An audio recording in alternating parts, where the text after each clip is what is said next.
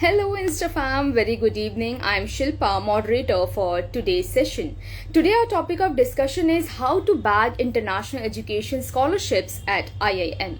So today's agenda for the session would be scholarship offered in IIMs, eligibility criteria and prep tips, life in a foreign arena, scope and benefits. Well, recently we all have come across news of IIM Bangalore MBA students bagging scholarships for international education. We are lucky to have a person who has cracked one of the highly competitive scholarship. Well, give me a moment and let me add that person such scholarships.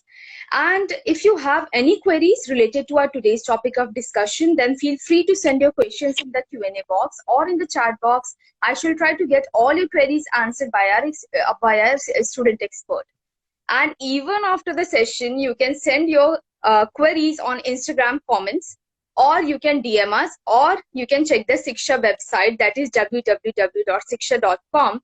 And this video will be available on Siksha's YouTube channel as well. So here he is. We have Nishant Singh with us. I heartily welcome you, Nishant. Hi, thank you for having me. First of all, Nishant, we would like to know more about you. So could you please introduce yourself to us, and also please do tell us about your educational journey. Yeah, sure. So I completed my bachelor's in mechanical engineering from NIT Jamshedpur, and post that I worked for around 3.5 years as a consultant with EXL Services in Gurgaon, and then I decided to do an MBA and joined IIM Bangalore in 2021, and I'll be graduating in 2023. So that is pretty much about me. Okay. Thank you, Nishant, for your introduction. Glad to have you here. So, Nishant, just tell us about what are the international scholarships offered in IIMs. Okay, sure. So, see, most of the IIMs have ties for dual degrees and exchange programs with, I mean, majority of the institutions are based out of Europe, right? So, and within Europe, different European countries like Italy, France, etc., offer their own scholarships, right? So currently, I am pursuing my education from France, from an institute in Paris, so I can talk about that. French government offers two types of scholarships. One is for for all the international students coming into France. So it's not limited just to Indian students. It's called the Eiffel Scholarship, right? So Eiffel Scholarship is for American students, Russian students, Indian students, everyone, all these students, right? It is not limited just to one country. And then there is a Charpak scholarship.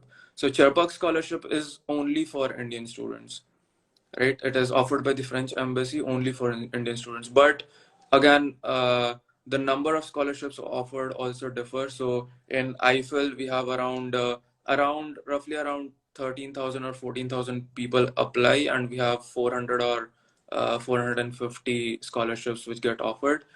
But because it's an international scholarship, but because when it comes to Charpak, it is only for Indian students. The number of scholarships offered are also less. Only around 20 or 30 scholarships get offered every year under Charpak.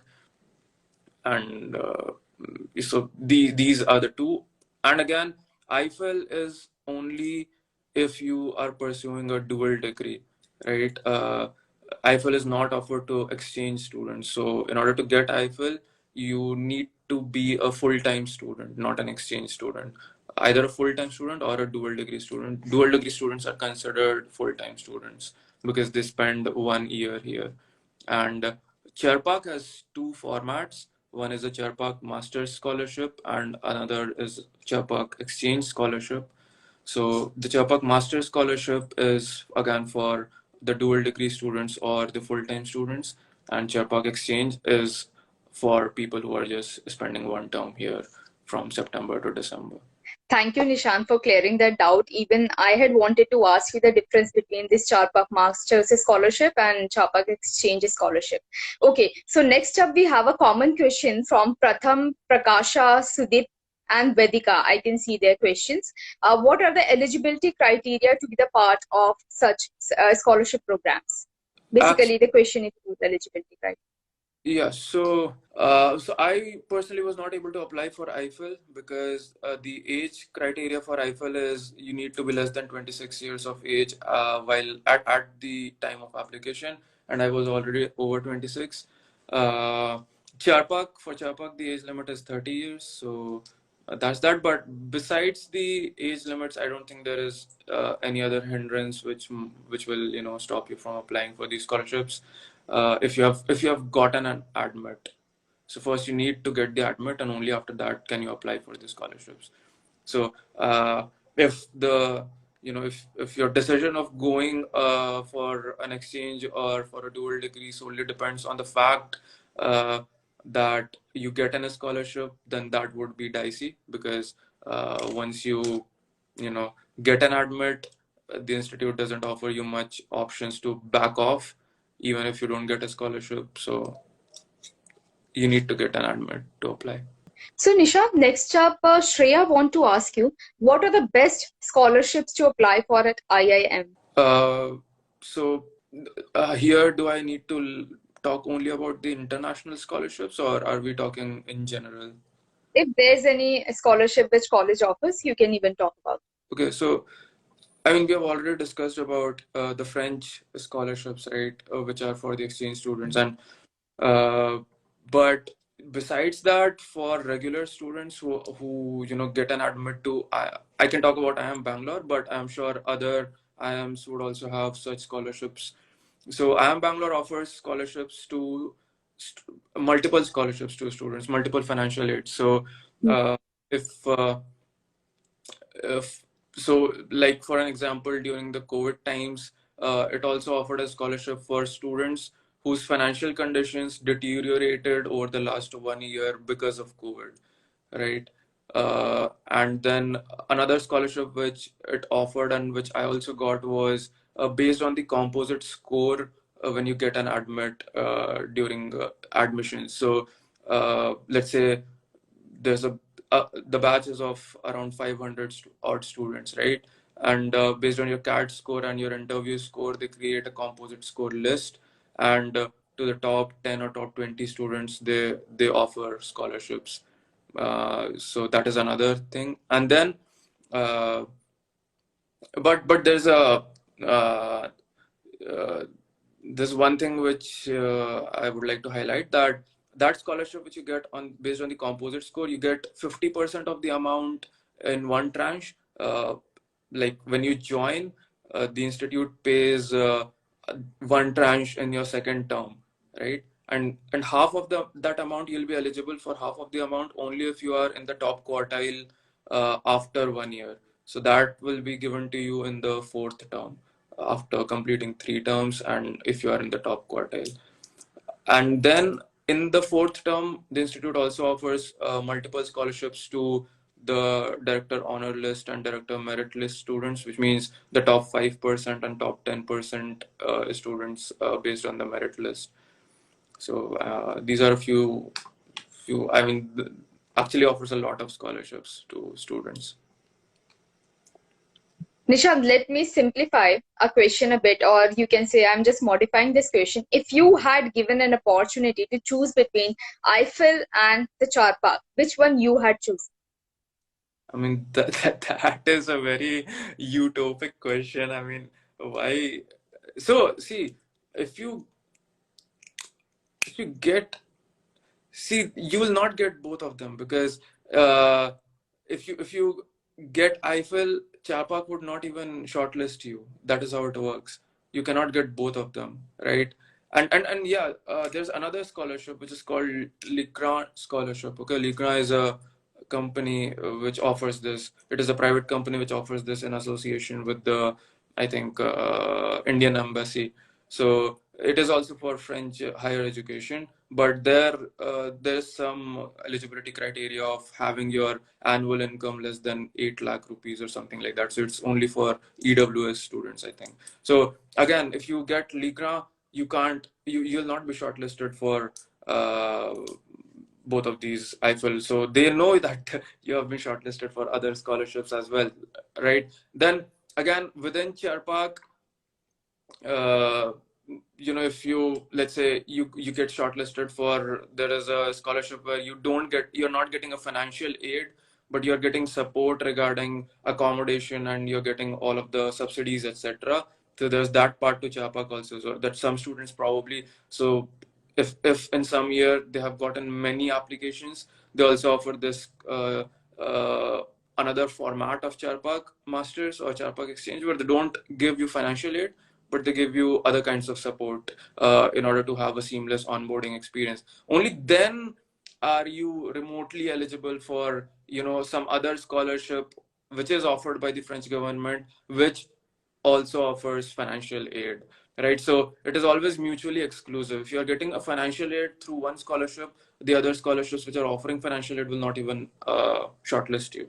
So it's really a hypothetical question, but again, if given a chance, obviously one would opt for Eiffel, because Eiffel offers around 1100 euros per month in as a stipend, but Charpak offers 700 euros, so 400 extra euros doesn't hurt, right? So you'll opt for Eiffel. Okay, thank you, Nishant, for answering hypothetical question. Okay, next up, we would like to know, can we apply to these scholarships or exchange programs directly, or one has to be in any one of the IIM? No, actually, for Charpak and Eiffel, so see, for Eiffel scholarship, you cannot apply for Eiffel scholarship on your own. Okay. And see, the first eligibility criteria is you need to get an admit from a French institute. So once you have an admit, once you have the acceptance letter from any French institute, that French institute applies for the Eiffel scholarship on your behalf, right? So it'll be them who will be informing you, not IIM Bangalore or any other IIM, right? So and Eiffel is again for the dual degree students only, right? So the admission office of that French institute will reach out to you, tell you that, okay, this is the Eiffel application form, you fill it up and send it to us, and they'll take care of it from there. For Charpak, the IIMs inform you that, okay, the forms for the Charpak scholarships are out, you can fill it up, send it over to the concerned authorities, and then they release their results on their website. So, but you can also apply for Charpak directly by directly reaching out to. It is not necessary that you wait for the institute's notification. You can directly reach out to your Campus France office. So there are Campus France offices in Bangalore, Delhi, and major cities in India. You can just Google Campus France and then the city's name, and they'll have their mail ID. Drop them a mail that I wanted to apply for some financial aid because I was selected for such and such course, and they get back to you as soon as possible with your possible options or the deadlines, etc. Okay, Nishant, you were telling us about that anyone can apply for the Chapak scholarship particularly, but belonging from a top B school, does it help us in any way? As in the scholarship or an Hmm. exchange degree program. Yes, to fetch that scholarship. Will it be will it be considered as an added advantage in any case? Yeah, definitely. See, the first added advantage is the money which you are getting, right? The cost of living in Paris, particularly, is really high as compared to India, is because, especially because of the Indian rupee and euro, the currency and the exchange rates. It is really high for us, and 700 euros is a pretty decent amount. It helps you, right? And secondly, it also gives you a kind of a self validation that you got selected for something. You can probably add it as a resume point. And thirdly, through Charpak you also get accommodation aid. So when you're, so here in French institutes, I mean, it's pretty sorted in Indian institutes and IIMs. They're really good. They offer dorms, so we live in hostels inside the institute campus. But here in France, we don't have that kind of a system.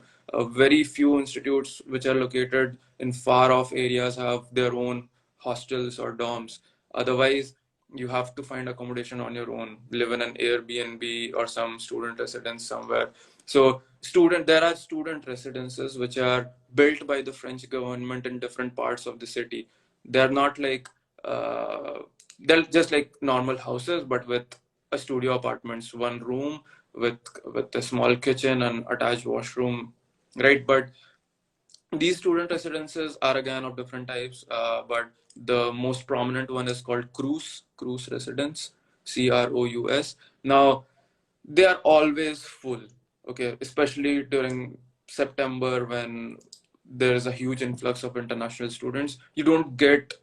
Uh, you don't get these accommodations easily, right? And they'll tell you that, okay, we'll get back to you if there is a vacancy. But if you have a scholarship, you get priority. Whenever a room will be empty, it will be allotted to you, right? So it really helps. It smoothens the entire onboarding process, which would have been very cumbersome, because again, students, I mean, many students live in chambre de bonnes. So chambre de bonnes are actually the rooms which are on the top floor in French houses, right? So those houses were actually earlier meant for their maids in the Victorian era, and they're like pretty small. I mean, you can't even stretch your arms in that room. It's like 9 meter. It's a 9 meter square room. You have a kitchen, a bed, you have your wardrobe, everything in that room, and that room's rent is 750 euros.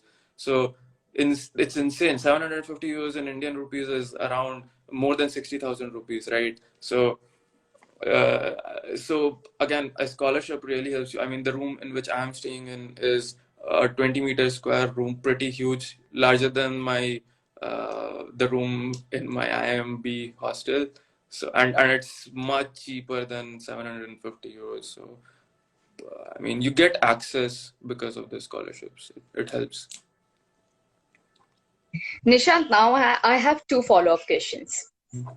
Okay, so the first one is that which one is better, life at IIM or the life at a foreign land? I I would any Now, day. this is not a hypothetical question. Yeah, yeah. This This is is based on what you said. I would any day opt for life at IIM. It is any day better than life in Paris. I don't know.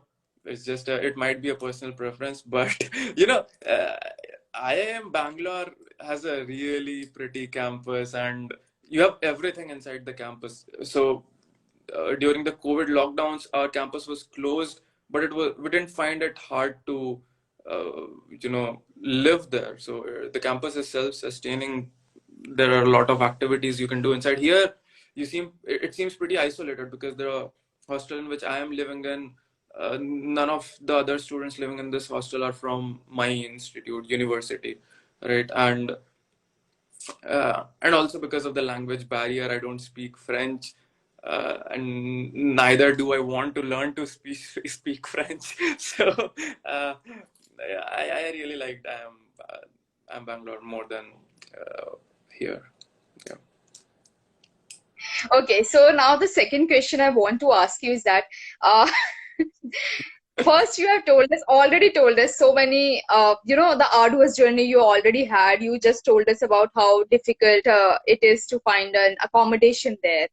So what are other major challenges you faced and you overcome there? Uh, See, like I'm not planning to, work here, but if an Indian student wants to do an internship, or Indian international student, a non-European citizen who doesn't know French, like language is a very big barrier here. Uh, and it is good from a French perspective that people are so proud of their language that they don't speak English. But again, just imagine you going to a a suburb of an Indian town. People, it's not that by choice people not speaking English. They just don't know how to speak English. They'll know the local language, right? Which is spoken in that place, and that is French here. So a lot of times people don't speak English even if they know how to speak English because they don't want to. and most of the other times people just know French. So had Google Translate not been there, it would have been utterly difficult to sustain, because I find it tough even to even to ask or explain what do I want when I go to a restaurant. Uh, in some restaurants, especially not in Paris, but in nearby towns where people are really orthodox, right? Besides that, uh, you know, uh, and then again, there are a lot of things. The main one is language. The other one is again your expenses. So at IIM Bangalore, you have a mess, you have a dorm. You just wake up in the morning, go to the mess, have your food, go to the class. So it's pretty sorted. Here, the dorm in which I am living in, this cruise residence, it's not like it has its own canteen or cafeteria where I can go and eat, right? So I never cooked before in my life, and now I have to try to cook stuff, because the food here is so bland. It's I mean, you can't eat it. They just don't use salt and pepper and spices, the things which we use. They just boil stuff and eat it, and you just can't sustain on that kind of a food. And even for that, you don't have access, right? Because I have to go to some other cafeteria, which is like half a kilometer away to have my breakfast or my lunch there, or I have my lunch in the institute's cafeteria, right? And then I have to cook my own dinner, because I just can't eat their food, because on one hand it is expensive. So probably a, a proper meal would cost you around 10 to 12 euros, and you can't just eat three meals of 10 to 12 euros every day. That's like 30 euros just on your meals, because you'll also eat other things. You have other things to do. You have to explore, and that will also require money.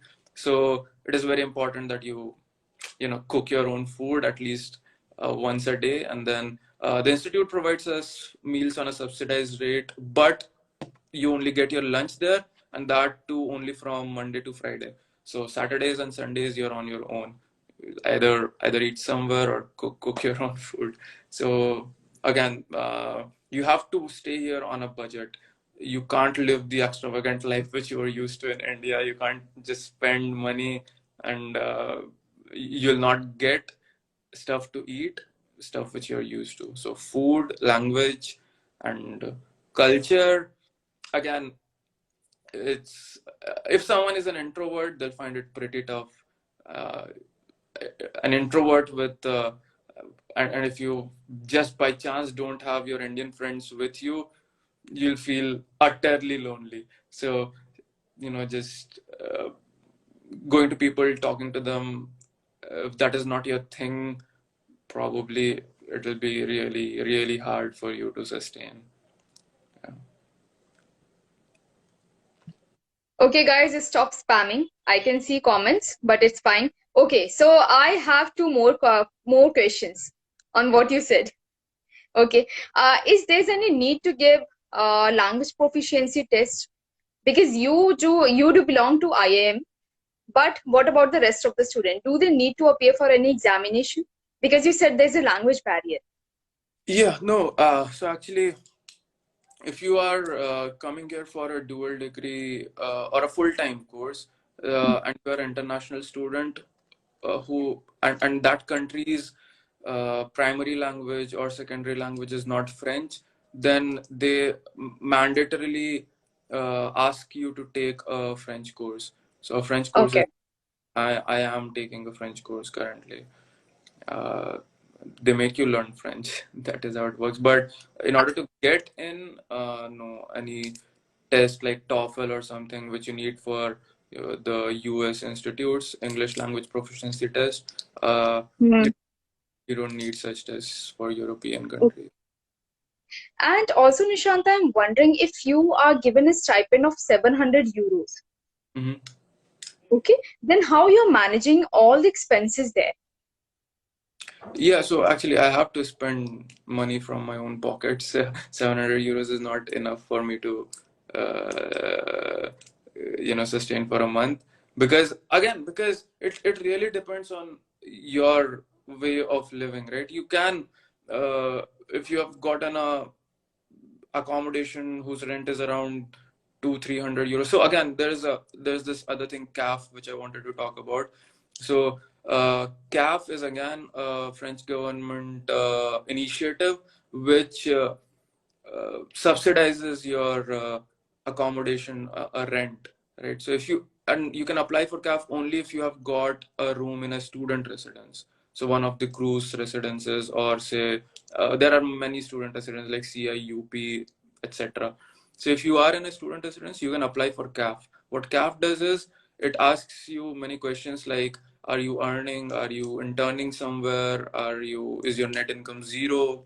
Right? Are you a scholarship student? Are your parents paying tax in a French, in a European country, and those kinds of things? And then it asks you how much rent are you paying, and then it calculates that, okay, you are eligible for an X amount of subsidy, right? So say you're paying 500 euros in rent, you will probably get back, you can get back, yeah, it also asks if you have a spouse, if there are two of you living in a studio, etc., etc.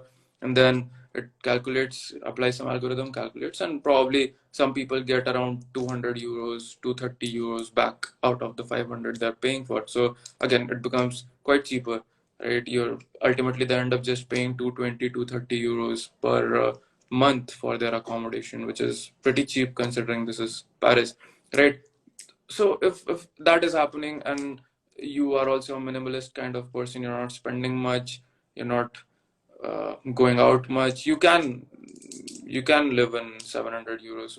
But now, if you want to go places, if you're spending money on things like, you're traveling to other countries in Europe and you're getting free time, your expenses shoot up a bit, because ultimately it entirely depends upon your objective, right? So 700, someone can sustain in 700 euros, but I take a bit more. I'm not spending much more than 700, but a little more. So again, maintaining a budget is really important.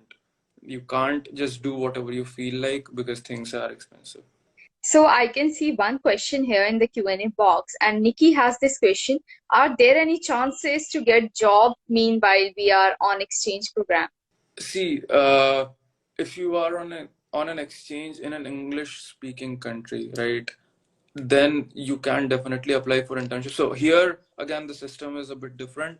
Uh, in Indian colleges, in IIMs, companies visit the campus to, there's a placement week where they come and interview you. They especially come to interview students of that particular institute. Here, such things don't happen. You have to apply on your own. The career section of the institute probably just tells you that, okay, we have contacts of these companies, and probably if you, but it is you who is reaching out to those HRs directly. The institute is not an intermediary there. It will just tell you that we have a tie-up with them. Probably they'll prefer you if you apply over other students, but you have to apply on your own. And again, they'll not directly offer you a job, right? They'll first offer you a 6-month internship, say, and based on your performance in that internship, probably after that they'll offer you a job or something. So, and again, the jobs for English speaking people in European countries, let's say France or Italy, etc., are very limited. And because a lot of international students don't know how to speak French, the number of applicants for those jobs are very high. But so it's really tough to get an English speaking job whose requirement is not for you to speak French. So if you know how to speak French well and good, you can apply, and you can even get people are there are people who do that, right? And then, but again, you have to return back to your country after your exchange term, right? So getting, again, one of the conditions would be that you get an internship which allows you to work remotely, right? So if you can work remotely, well and good, just come back to India, work remotely for an internship. But then you'll also have to ensure that this is in line with the terms and conditions of of the college in which you are pursuing an MBA in India. They might not allow you to work simultaneously while studying in that college. So there are a lot of things which you need to take care of. I hope Nikhil Nishant has answered your question really well. Okay, next up we have a question from Jeev and Ranjan, and they both are asking, how did you prepare for the competitive scholarship? Actually, there is no preparation that is required. All you have to do, the entire scholarship is just based on your SOP. So you have to like write a 600 word, one page SOP.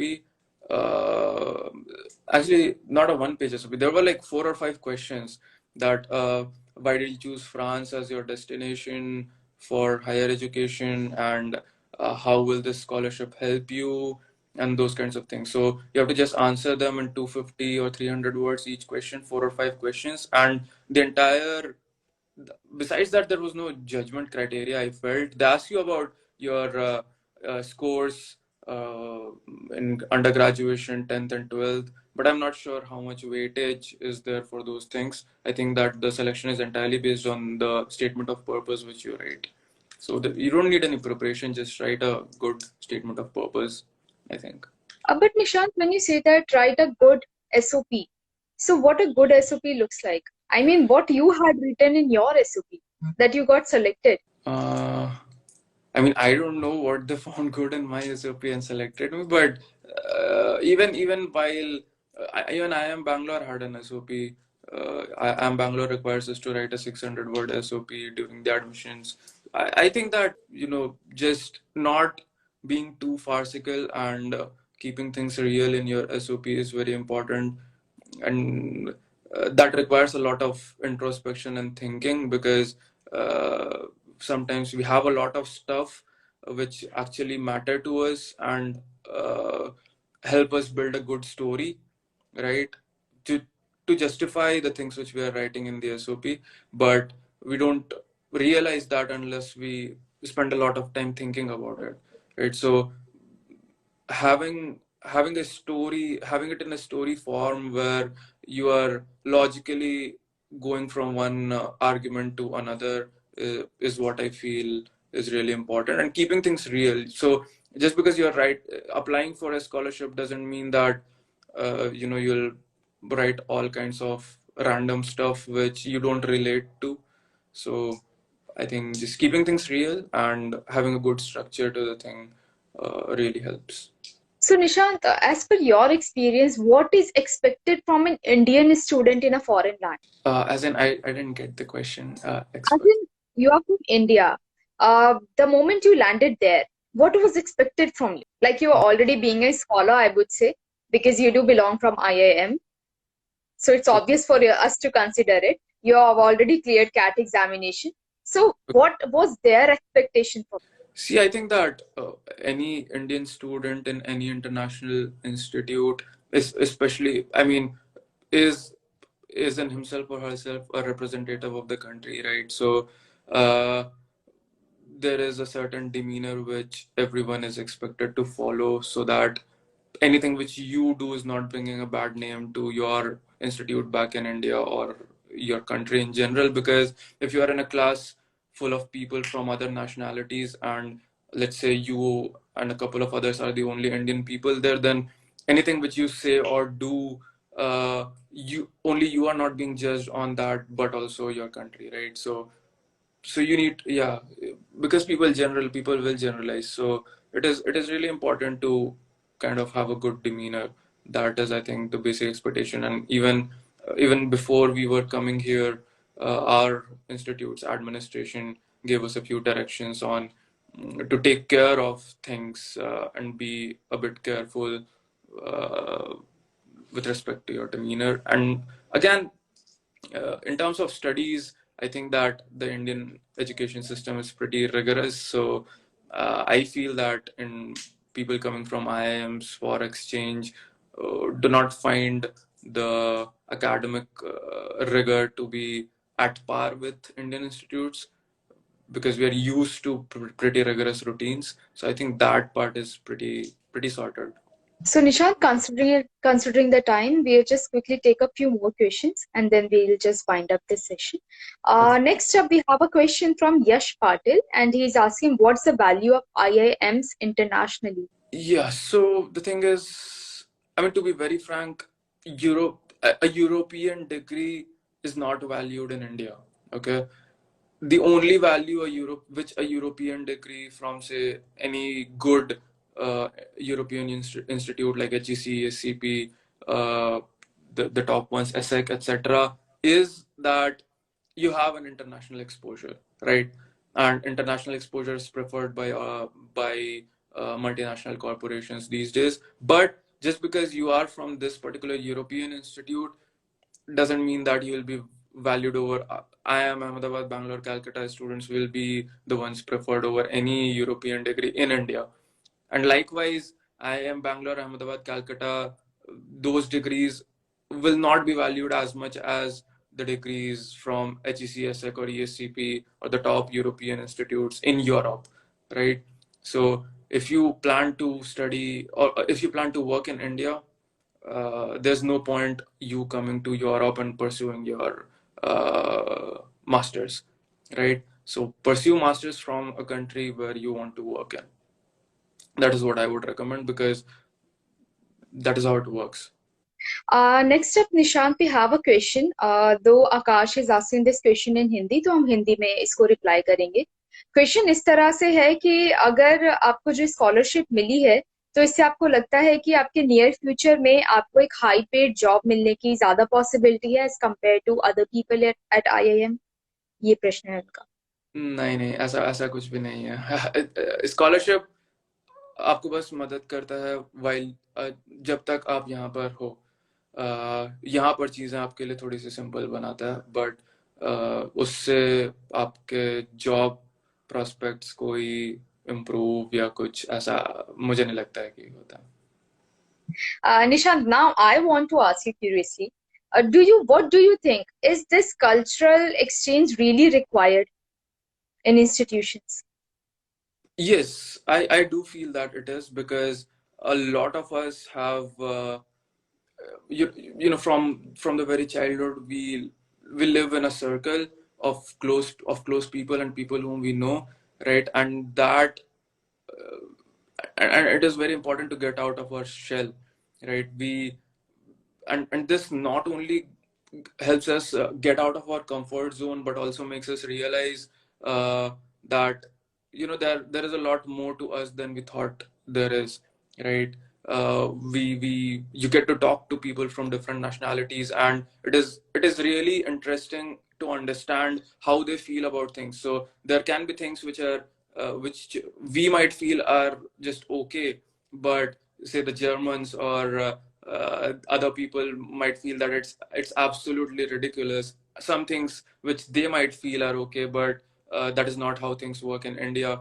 And when you later on work in a multinational corporation and come across people from different nationalities during work, these experiences I think will really come handy because you would have had experienced people from those nationalities and you kind of will have a hint of how they think or how they react to things. So I think that this kind of an experience, I mean, if given a chance, people should opt for it. Next up, we have a question. Though it's not related to our topic of discussion, it's related to the CAT examination. But I know you have cleared CAT with a great score, so I know you can answer this. Aditi has this question: how to score well in DILR in CAT examination? Any few tips in logical reasoning, if you can just. Okay. Yeah, sure. So DILR was a nightmare for me too because it is one of the toughest sections in CAT, right? And the particularly, so I am not aware about the current format, but during when I gave it, I think they had 8 sets of 4 questions each. So there were 8 DILR questions. Each set has had 4 questions. Now the trick was that, so it again depends upon how easy or difficult the paper is, but I think that the trend has been that it has been consistently made difficult to score. So if the paper is difficult to score, it is really important that mm, you get really proficient in the selection of the problems, right? So during those times, I mean, 2 years back, you solve a couple of sets, you solve 8 questions correctly, and you are already in the 95 percentile bucket. So out of 32 questions, you're just solving 8 and you're getting a 95 percentile. That is how tough it was. So earlier, the mistake which I used to make was that I used to panic because I had this thing in mind that I need to solve as many questions as possible. But because 4 of them are related to just one passage, if you get stuck in that question and you have already spent 15-20 minutes on one problem, you are not only and then ultimately you're not even able to solve those questions. You realize at a later point that okay, this is too tough for me or too time taking. You not only spend your time on a question which you're not able to solve, but you also ate up time from a potential question at a later point, at a later stage in the exam, which you might have been able to solve had you not spent those 15-20 minutes on a question. So judgment of the problem and your strength and weakness areas is very important. So that is what one must work on. You should like create a diary or a note of some sort where you note down different kinds of problems. So like there are problems related to games and tournaments, right? So just see if you are comfortable with games and tournament problems. Solve 5 or 6 games and tournament DILR problems, and then you'll get a knack that okay, you'll get a hint that I'm not good at them. So if you're not good at them, just keep it low on your priority list. And if you see a games and tournament problem in the paper, even before, like, give a read, if and you'll feel that it's doable or not. So by practicing, what happens is that your judgment improves, and if you have improved your judgment, you will be in a pretty good spot when it comes to DILR, because eliminating sets is very important so that you narrow down on the 2 or 3 sets which you can solve, which are easy, right? So it's time to wrap up our session for today, Nishant. So rather asking for the concluding words, I'm going to ask you some do's and don'ts for the next year scholars. There are no do's and don'ts. I mean, just yeah, make sure that you don't miss out on deadlines, because if you'll wait for the institute to send you notifications, I think being proactive is really important. Keep checking the Campus France websites and or whichever country you're going to. Just talk to your seniors. My seniors helped me a lot. Uh, I mean, regarding what kind of courses should I choose. And a lot of things. I mean, almost everything I just go and text them. The seniors are very helpful. Whenever they get time, they really help me a lot. So I would suggest the juniors also to not feel shy and just reach out, clear your doubts, and be proactive. I think those are the important things. Thank you, Nishant, for being with us. Your guidance has really helped us. And all Yeah. the very best to you. Thank you. Thank you for having me. And thank you, viewers, for being with us. We shall come up with new sessions soon. And even after the webinar, you can post your questions on Siksha portal, that is www.siksha.com, or you can just comment on your question after this video will be posted in the Instagram media section. And moreover, you can direct message us. Till then, take care and keep dreaming high. And with this, I am Shilpa signing off. Thank you so much. Don't forget to like, share and subscribe to our YouTube channel.